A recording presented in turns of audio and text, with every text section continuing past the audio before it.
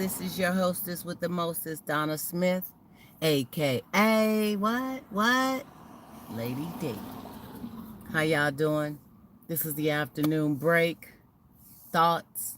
Afternoon thoughts is what I'm gonna call this one today, because I'm just sitting up here trying to call myself trying to chill before I head back, but I'm kind of wired up today. I don't know why. I'm kind of um I was draggy, then I got pumped a little bit, then I was a little draggy. I'm a little pumped now.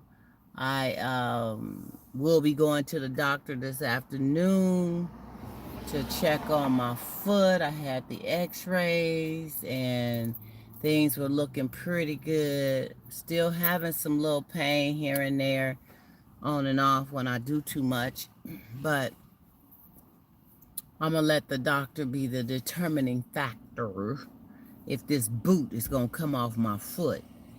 I really am sick of it, but I know that I have to be healed and feeling comfortable enough to go into regular shoes without really being in pain. And for the most part, I'm doing better.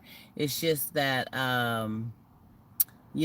if I do too much, if I'm walking too much, if I'm on it too much, I kind of get a little throb going on the side of my foot. So anyway, we'll see what they gotta say this afternoon when I go. So how's everybody, grown folks?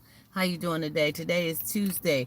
I'm out here checking this weather, and it is muggy today. What? This is the craziest doggone weather in California that I've ever seen. We had an earthquake a week ago or something like that, 3.8 or 3.6 on the Richter scale.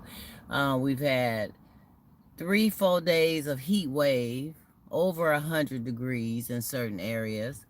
And today, I don't know, it's probably 50 something degrees where I'm at. And I'm like, okay, but then I heard on the news that we're getting ready to have 100-degree weather again. I think Sunday or Monday. I think Monday. So I'm like, okay, this is crazy. So anyway, maybe that's what had a little something to do with the shift in temperament, the day, the mood, all of that. There's things to be thankful for, thankful for being able to do it all again. Thankful for reached out to a couple of people earlier today that is dear to my heart, that I just love reaching out, saying some positive things to, because they're positive people. And I want to say thank you. You know who you are, and I appreciate you. And one love. So anyway, I was just thinking about a few things. I was having a conversation. I'm always having some kind of conversations, y'all. But having a conversation about, you know, what can you do when you're in a situation and you're frustrated and you don't feel you're going anywhere in it, whether it's relationships or your career focus or your job or whatever. You just kind of feel stuck, because there's some miserable folks. They come to work and they just got attitude every day. It's like they don't like, have you ever been to these customer service type of places, and the person that's serving you is like, man, they need a new job because their attitude is so stank. You know what I'm saying? They coming at you in a way that they just don't like their job. And I can't stand that. I always try to put myself on the other side of the fence, when I deliver service to someone, because I know how I feel when service is given to me in a very rough, gruff, unprofessional way. If I am feeling just really bad about the person who's servicing me, maybe their attitude stank, maybe they just got an attitude with me, maybe they just don't like their day, they had a bad day with their husband, their wife, whatever it is. Your job, your workplace is your workplace. Leave all that stuff. When you step in the door, to put on your professional hat, be it in anything we do, you have to leave all that other stuff behind. Even doing my videos and doing the things I do, my topics, my show, my this, I gotta take off that hat and, if it's any kind of bad day or gruffness or whatever's going on, I gotta take that off and leave it where it needs to be left and do what I gotta do. Okay? You can't read me on the external when I'm delivering and taking care of business. So, we got to be mindful of that. Treat people, the golden rule, treat people in the way that you would like to be treated. Period. Period. As my granddaughter would say, period. You have to treat people in the way that you want to be treated. So I just try to live by that. And I just, that's one of my random thoughts today, about, people who come off gruff, people who come off in a way that they just seem to be upset with life in the world, and they work in situations where they have to deliver professionalism, or they are in a relationship or something and they don't want to be in there no more. So instead of just doing what they got to do to help work on the issues, or if you can't work on them, you got to let it go. But, before letting it go, try to work on it. And they don't want to do all that, but they miserable and they want to make you miserable too. Come on now. Change comes about when you work together to make it happen. If you don't have that working together no more, then you probably need to do something else, for real. And then another thought, random thought today, you know, when you're in a situation where you're digging somebody, you really digging them, and you think they digging you, but at the same time, you feel that they holding back from really trying to get at you in the way that you deserve or you want them to. Nobody wants to be able to just spell it out, right? But you really vibing and gigging and feeling somebody, and you wondering, why are they feeling me like that? Action speaks louder than words. It's the little things. Are they reaching out? Are they trying to spend some kind of time, sometime, around their schedule? Are they sending sweet little whatnots to you, making a call here and there? And that's another thing. I think I talked on this before. Seemed like in this day and age, calling has really subsided. People do more reaching out on social media or texting or video chats or whatever they can. They do a lot more than that than reaching out and, you know, calling somebody, talking to them on the phone, hearing their voice.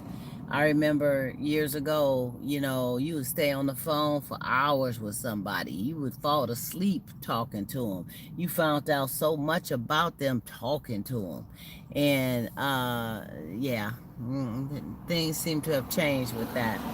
But when you're on that plane where you're doing a whole lot trying to, or you doing just enough because you don't want to really run somebody off, or, you know, get them in a position where they are just tired from you. Excuse me, you guys, somebody calling in the middle of the video. You don't want to run them off. You don't want to shoo them off in the midst of you being too forceful with your approach. You want to try to feel the energy back and forth. Um, so it's a slippery slide. It's like, when do you pull back? When do you move forward? Some would say, well, if you're really digging somebody, just keep doing what you're doing. Sooner or later, something gonna happen. Either they gonna turn off from it or they gonna turn on it. And then some will say, well, if I'm not getting it reciprocated in some kind of way, perhaps they're not interested in the same way I am. So I need to back it back. But what do you guys think? What should you do if you really feeling somebody, if you really they know you digging them, You know they digging you, but things have kind of been stuck in the middle of the road per se. It's not going left, it's not going right, it's not going up, it's not going down. It's just kind of sitting there. What's that? What do you do about that? Think about it. Leave me a message here. Let me know. For you that's watching, I know you got something to say. But anyway, that was another thought of the afternoon that came my way, okay? For real. And then another one I want to talk about. I think I touched on this a little bit before. People who, you got those co-workers or business partners that seem to run their mouth about everything they going through. I don't care what they just going through a whole lot, and they want you to know, especially when it comes to, somebody they with or whatever. They got a whole lot to say to people that they are trusting, and then stuff gets out, the story gets twisted, your character gets slandered, and then you in a situation. You want to blame them. But the bottom line is people only know what you allow them to know. People only know what you give them to know.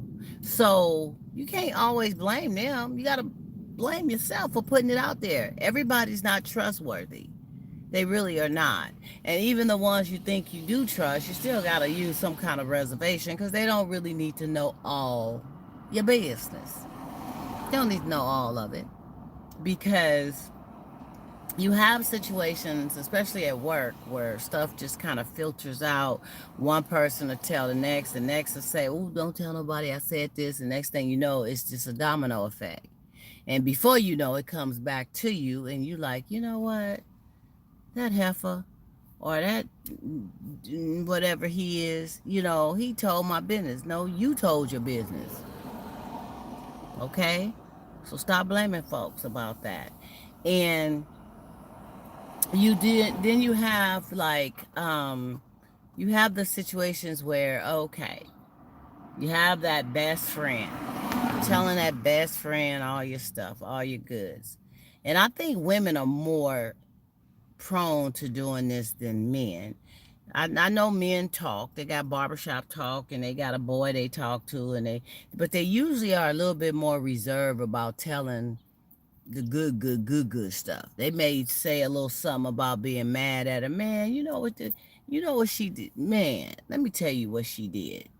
And they may go there with certain little things, but when it comes down to, real juicy stuff, maybe bedroom stuff, or how he ain't performing, or how she's performing or not performing, or what she did new to him that she never did before, and he's wondering where she got that from. Sometimes they don't talk about all that because they don't really want their boys to know what's going on in the bedroom with their girl. It ain't his business, because when you turn around, your boy may be in a position where he may start desiring her some kind of way, because you can start having fantasies and desiring somebody just because you're curious and you want to know. And the more that's put out there and fed, the more the heated the desires may come, right? So you want to be very, very careful of that. That was another afternoon thought that your hostess with the mostest kind of came up with. And I'm going to hit you with one more. I have a serious pet peeve, and I was watching a video here and there about, it's this, okay, for instance, we got this child tax credit that's getting ready to bounce, where people are going to be getting that qualified $300 per child. You got 3 or 4 children, you're going to get a nice little thing of cash. I think every month through till December. And that's whoever claimed the children on the taxes. So you have these parents that split. One parent is claiming the kids, but both of you have split custody and spend time with the child and this and that. And I've heard some baby mamas say, well, I'm the one that really takes care of the child, so I'm not giving them nothing. I'm not gonna get a daddy nothing. Why should I get a daddy something? Then you may have the daddy saying, no, I ain't giving her nothing. I do more than she do. I claim, but at the bottom line is you guys need to communicate and be fair. Be fair. If you both have shared custody, meaning daddy has the kids so many days a week, mama has the kids so many days a week, there's visitations that's in place, there's child support that's being paid, whatever the situation, be fair. You got this child tax credit stuff that's coming out. That the child may live under the mama's roof, but daddy is splitting and doing everything he can to help with, visitations and stuff like that of the kids. Shouldn't he get something? Shouldn't you say, you getting 3 kids, you get $900. Maybe he can get 350 or 4. I mean, wouldn't that only be fair? I'd like to know what you guys think about that, because I've heard a few people say, hell no, no, no, nope, they ain't getting none of this. I do, no, it ain't happening. Just like it's some who with the taxes, same thing. Some have an understanding, they file the kids on the taxes come, they give the other X a certain amount of dollars because they in it to win it too, and they just being fair. Some could, if the daddy or the mama ain't around and ain't doing nothing, ain't seeing the kid, ain't helping with that's different. I don't feel you probably should even have to go there. But I'm talking about the parents who are a part of these kids' lives with fair, equal visitation and sharing of, the fairness of the upkeep of the child. Just because a child stays under the roof with one, the child has to stay under somebody's roof, and both of y'all can't stay under the same roof. So it works out most of the time where the child stays with the mom, but nowadays child is staying with the dad too. So but if they are actively participating, if they are actively on a visitation schedule, four times or 3 times a week, 4 times a week, every other weekend, that type of thing, fair is only fair. Give them a little something. They allowing you to go ahead on and file the taxes with no problem with the babies. So be fair. How you doing, Mr. Scott? Hey, glad you're joining in. Comment, share, subscribe. Yeah, good to see you. Yeah, so it's only in all fairness. I mean, just think about it. Just think about it. Good to see you, though. I'm glad you stopped in, Mr. Scott. Very glad to see you. It's just, it's a pet peeve of mine. It's a pet peeve of mine when there's always, it has to be this tug of war between the parents when it comes to the kids, and it's always somebody who's trying to be not as fair as the other. I mean, we all have went through our little challenges, and it seems like as you get older and more mature, when the kids is dang near grown, you start seeing things differently. Or when one of the partners end up getting in a relationship with someone else and they've moved on, they start thinking differently. Yeah, I hear you, Mr. Scott. I mean, I think this is real life. I think we all, as grown folks, have went through situations where we've had that tug of war. And, I brought that up bouncing off of this child tax credit that most are getting ready to get. And some people are just not going to be fair about that because what? They claim the kids. You know what I'm saying? And it's a good thing not to say nothing bad about your kid's mother or your kid's dad. That's another piggyback topic too. The bad mouth and the slandering, the having the negative things to say. Well, they this and they that, and I wouldn't do this and I wouldn't do that. It's it's just certain things you don't need to say about the other parent around the children in a bad way. And then if you got good things to say some good things sometime. You know what I'm saying? If you ain't got nothing good to say, don't say nothing at all. Kids usually end up determining once they mature and grow up and see things for what it is. They end up, sorry, you guys had another call. They end up determining on their own, coming up with their own, feelings and ideas and things of that nature regarding whatever parent. But you don't have to be the one to stir the pot. You don't have to be the one to put out the unfair words. So back to the child tax credit. Be fair, you guys. Stop pitting against each other. You both are working together to raise them kids. You both are parenting. You both have equal share in doing for and with. So give them a little something. This is money that came up that's helping people that need help with the children through the pandemic, and it's a great credit. I'd say go ahead on and be fair. Be fair. And they do, Mr. Scott, learn as they get older. They see for themselves the truth. Kids do. We don't have to say anything bad about nothing. They get older, they observe, they're mature, they see who's there, they see who's not there. Bottom line. If both parents is there, they see all that too. Because daddy don't want you no more or mama don't want you no more, don't make them the witch that you want to make them look like. It just didn't work out. But at the end of the day, guess what? We're parents.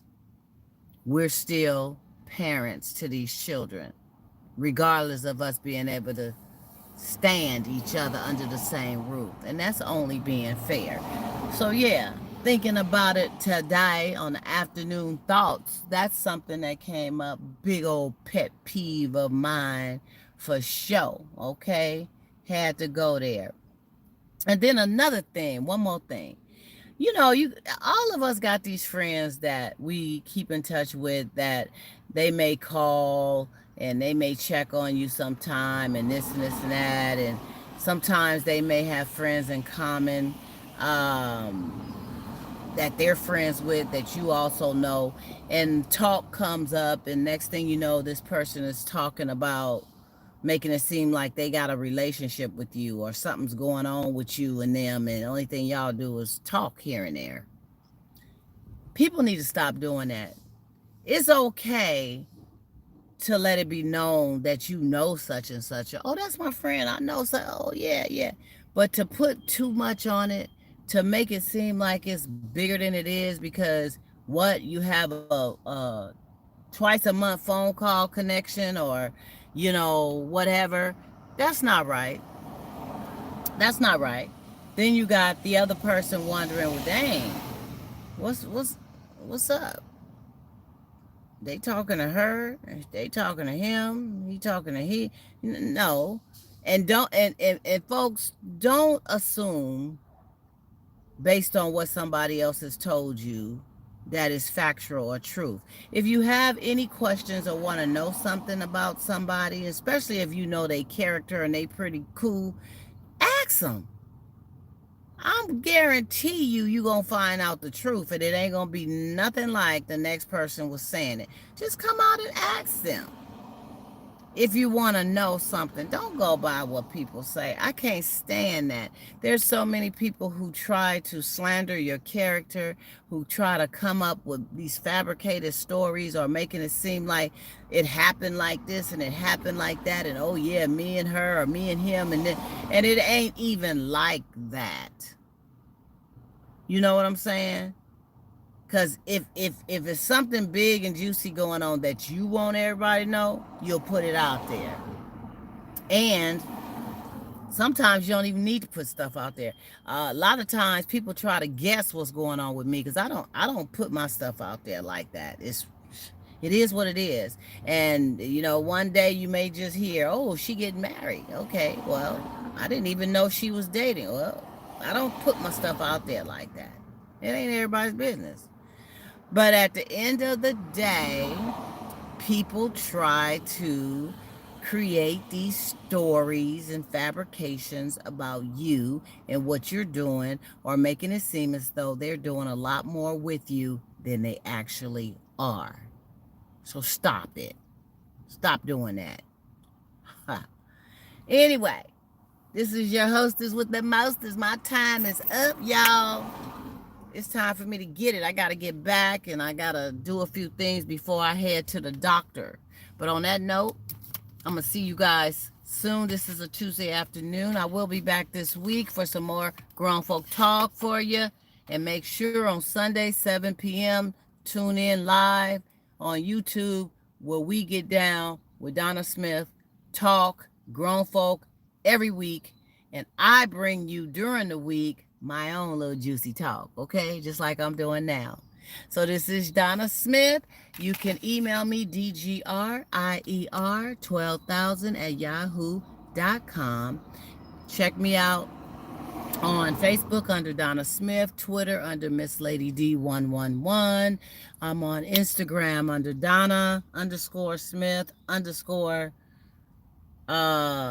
at Instagram, blah, blah, blah, however that one is.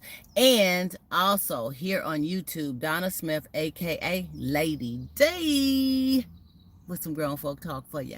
Enjoy your day, y'all. See you soon. And thanks for those who tuned in. Bye.